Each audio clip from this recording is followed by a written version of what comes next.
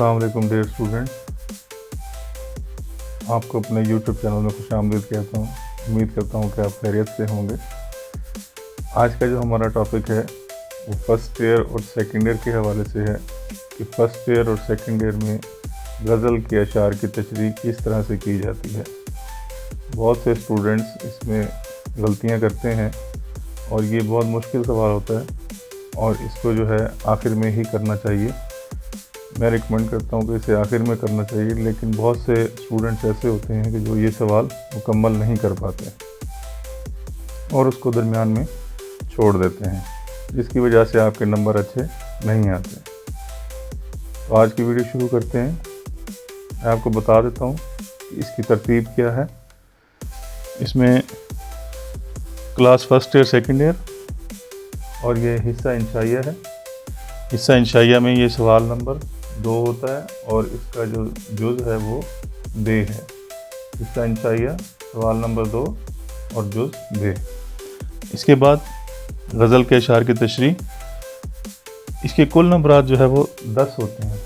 10 नंबरात किस तरह से हैं? 3 जमा 3 जमा 3 जमा 1। ठीक है, अगर किसी को ये याद नहीं रहता कि कितने नंबर की तशरीह है तो वो, या उसको ये याद नहीं रहता कि ये गज़ल से है या नज़म से है, तो आपने इस नंबरों की तरतीब से अंदाज़ा लगाना है कि ये गज़ल की तशरीह है या नज़म की तशरीह है। क्योंकि गज़ल के नंबरों की तरतीब अलग से है और नज़म के नंबरों की तरतीब जो है वो 4 जमा 4 जमा 1 जमा 1, यानी कि वो भी 10 नंबर की होती है, लेकिन उसमें नंबरों की तरतीब अलग होती है। इसमें मैट्रिक से थोड़ा सा मुख्तलिफ पैटर्न होता है कि नज़म के को 4 देते हैं शेर और उसमें से आपने 3 करने होते हैं, जबकि यहाँ पर ऐसे है कि इसमें से आपको 2 शेर ही देंगे और आपने वो दोनों ही करने हैं। ठीक है, 4 नंबर का एक शेर होगा। इसी तरह से मैट्रिक में जैसे गज़ल में 3 शेर दिए करते थे और उसमें से आपने 2 करने होते थे, तो यहाँ पर जो है थोड़ा मुख्तलिफ है। इसमें आपको गज़ल के 3 शेर देंगे और इसमें कोई चॉइस नहीं होगी। ठीक है, तो आपको तीनों के तीनों अशार जो है वो करने पड़ेंगे। इसलिए यहाँ पर इसकी तरतीब जो है वो 3 जमा 3 जमा 3 जमा 1। एक नंबर जो है आपके शायर का और 3 नंबर जो है वो तशरीह के हवाले से हैं। हम देख लेते हैं यहाँ पे पेपर। जब आप स्टार्ट करेंगे पेपर में जो है आपने इस तरह से लिखना है, सवाल नंबर 2 हिस्सा बे, ठीक है, या जुज़ बे। उसके बाद आपने गज़ल के अशार की तशरीह। पहले आपने शेर लिखना है इस तरह से, शेर को बराबर लिखना है, मिसरे उसके बराबर होने चाहिए। ऐसा नहीं होना चाहिए कि उसमें एक मिसरा आप छोटा लिख रहे हैं और दूसरा बड़ा लिख रहे हैं, या दूसरा छोटा लिख रहे हैं पहला बड़ा लिख रहे हैं। तो आपने मिसरों को बराबर लिखना है। अगर आप शेर लिख लेंगे तो आसानी रह जाएगी। आप अगर नहीं लिखते तो आपका वक्त बच जाएगा। आपको दोनों ऑप्शन मौजूद हैं, आप जिस तरह से कर सकें। उसके बाद आपने मफ़हूम नहीं करना। बहुत से बच्चे मफ़हूम लिखते हैं और वो भी 4 लाइनों का लिख देते हैं। मफ़हूम आपने जब भी लिखना है, अगर लिखना है तो आपने 2 लाइनों का लिखना है, अदरवाइज़ ना लिखें, इसके कोई नंबर नहीं होते। ठीक है, और बहुत से बच्चे हल लुगत भी लिख देते हैं। हल लुगत या अल्फाज के मानी, तो ये मैट्रिक में था, अब फर्स्ट ईयर में इसकी ज़रूरत नहीं होती। ये मफ़हूम और हल लुगत जो है वो आपको समझाने के लिए किताबों में दी गई हैं ताकि आप उससे मानी अखज़ कर सकें। तो ये पेपर में नहीं लिखना है आपने। ठीक हो गया, उम्मीद करता हूँ आपको समझ आ गई।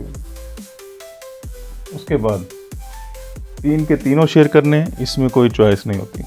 ठीक है, तीनों शेर गज़ल के आपने अटैम्प्ट करने हैं, इसमें से कोई भी नहीं छोड़ना। अगर आप उसमें से कोई भी शेर छोड़ देंगे तो आपके नंबर कट जाएंगे। तो कोशिश करनी है कि आप पूरा का पूरा पेपर जो है अटैम्प्ट करें, कोई सवाल उसमें ना छोड़ें। इस तरह से आप शेर लिख देंगे। उसके बाद आपने शायर का नाम लिखना है। ठीक है, अब गज़ल में कोई उन्वान नहीं होता। बहुत से बच्चे गलती करते हैं कि गज़ल का उन्वान लिख देते हैं, मिसरा लिखकर उसे लिख देते हैं गज़ल का उन्वान, या हवाला शेर लिख देते हैं ऊपर कि हवाला शेर कहाँ से ये शेर लिया गया। हालांकि हवाला जाती शेर वो होता है कि जो आपने तशरीह में उसकी मुनासबत से रेफरेंस के तौर पे लिखना होता है।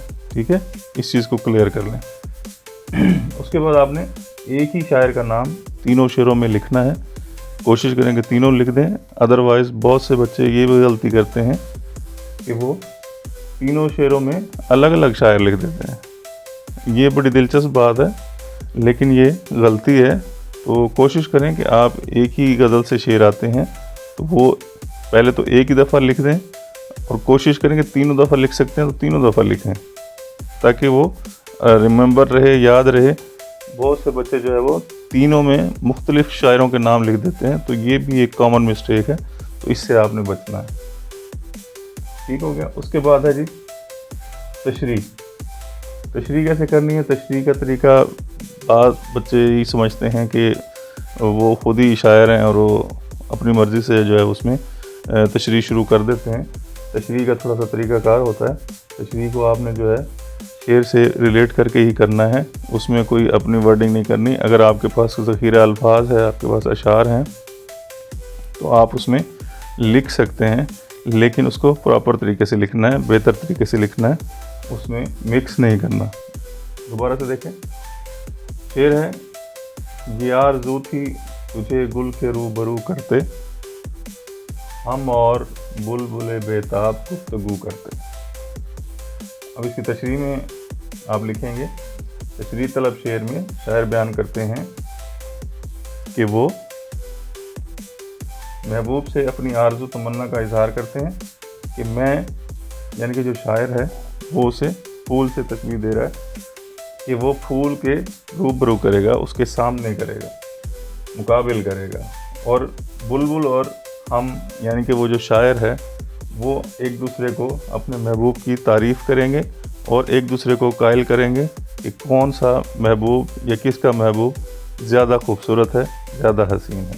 तो ये इस तरह से आपने तशरीह करनी है। उसके बाद आपने कम से कम ये 2 सफ़े की तशरीह करनी है, उससे कम नहीं करनी। 1.5 से 2 सफ़े आपने लाजमी करने हैं, और हर पेज पे आपने हर सफ़े पर एक हवाला शेर देना है। ठीक है, ज़्यादा नहीं, सिर्फ एक हवाला शेर। अगर आपको आते भी हों तो आपने मुख्तसरन करना है। ये नहीं कि तशरीह की बजाय आपने सारे अशार लिख देने हैं या सारी कोटेशंस लिख देनी है, इस तरह से आपने नहीं करना। ठीक है, तो ये तशरीह में आपने शेर से जुड़े रहना है, रिलेट रहना है। उसके बाद 2 हवाले के शेर। सबसे पहले ये शेर है कि आंदलीब मिल के करें आहोजारियाँ, आंदलीब मिल के करें आहोजारियाँ, तू हाय गुल पुकार मैं चिल्लाऊं हाय दिल, तू हाय गुल पुकार मैं चिल्लाऊं हाय दिल। ये इसका एक हवाले का शेर हो गया, या पहले सफ़े पे लिख देंगे इसी तरह से। तेरे जमाल की रंगीनियाँ अरे तौबा, तेरे जमाल की रंगीनियाँ अरे तौबा, बहार देख कर तेरा शबाब जलती है, बहार देख कर तेरा शबाब जलती है। तो इस तरह से आपने तशरीह की मुनासबत से जो हवाले के शेर हों वो आपने उसमें लिखने हैं। एक पेज पर एक शेर लाजमी लिखें, ताकि आपकी तशरीह का जो पैटर्न है या उसका इम्प्रेशन जो है वो अच्छा पड़े। जो भी पेपर चेक करे उस पर एक अच्छा तासुर पड़े। इस बच्चे ने शायरी भी पढ़ी हुई है, तशरीह भी पढ़ी हुई है, तो आपने बेहतर तरीके से ये तमाम का तमाम जो सवाल है, इसके 3 शेर होंगे, वो तीनों के तीनों शेर आपने लाजमी करने हैं। अगर आप छोड़ देंगे तो उसमें आपका नुकसान है, आपके नंबर कम आएंगे। जो टॉपर्स हैं वो तो कोशिश करते हैं कि पूरा का पूरा पेपर जो है वो अटैम्प्ट करें, ताकि उनके अच्छे नंबर आ सकें। और ये एक सफ़ा जो है कम से कम आपने 5 से 6 मिनट में लिखना है, तभी आप इसको 20 मिनट में लिख सकेंगे। क्योंकि ये 10 नंबर का सवाल है, तो इस पर ज़्यादा टाइम भी नहीं लगाना आपने। ठीक है, आपने 5 से 6 मिनट में एक साइड जो है सफ़े की वो आपने लिखनी है, तभी ये आपका 20 मिनट में सवाल होगा। तो उम्मीद करता हूँ आज का जो सवाल है गज़ल के अशार की तशरीह वो आपको समझ आ चुका होगा।